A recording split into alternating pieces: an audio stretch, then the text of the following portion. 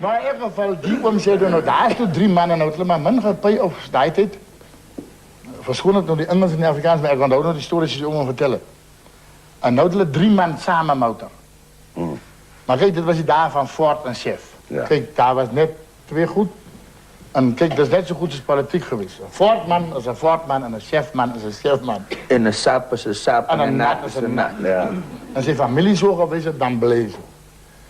Dat is net gevat wie wat de familie die beste die partij wint. In elk geval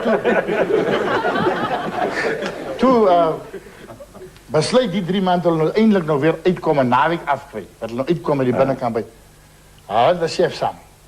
Zo 56 chef het hulle. Maar hulle gaat nou op Springbok voor hulle slag een ander kar kopen, een nieterkar. Maar natuurlijk, hulle praat niet eerst aan oor en net een ander chef. Ja. Maar ja, toen rijden we Springbok toe, hulle nou geld, want hulle 3 man samen die vernootskap voor die kar. En dan kom op Springbok, kijk ik raad, zet deur. Hulle krijg nie chef. Daar bij die ingraad kreeg hulle maar bijna een skikkelijke 58 Ford, 8-cilinder. Maar wat, hulle wil hem eerst juist kijken, maar die verkoosman begin dan so met hulle gesels en hy vat hulle ook so vir 'n draai, maar die een ou wil glad nie saamry. Toe hulle nou terugkwam, dus 2 manne al redelijk aanskikkelik en hulle sê nie, maar hulle kan maar die Ford koop. Toe sê die derde ou, kyk dan tel julle my nie by nie, want ek ry nie in 'n Ford. Ek is 'n chefman en klaar.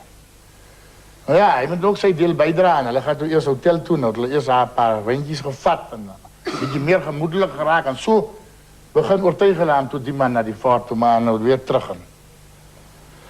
En die verkoosman maar weer gepraat en dan koop die Ford. Maar die een man is nog baie ongelukkig. Maar nou toe hulle nou in die kar klim, toe sê hy ook, hy klim toe oor in en hy sit achter en hy moet hom net wyn gee. Hy wil nie deel aan die complot wees en hij rijden nog met die Ford. Maar die man is gezellig, hij is nog hier achter en hij keier maar net, maar het gaat rauw van het grondpij.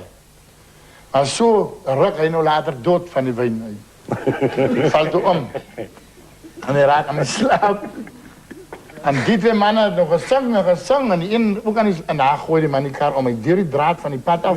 En die kar rol en op zijn wielen op staan in die veld. Maar die 2 mannen had uitgevallen. Die voorste 2.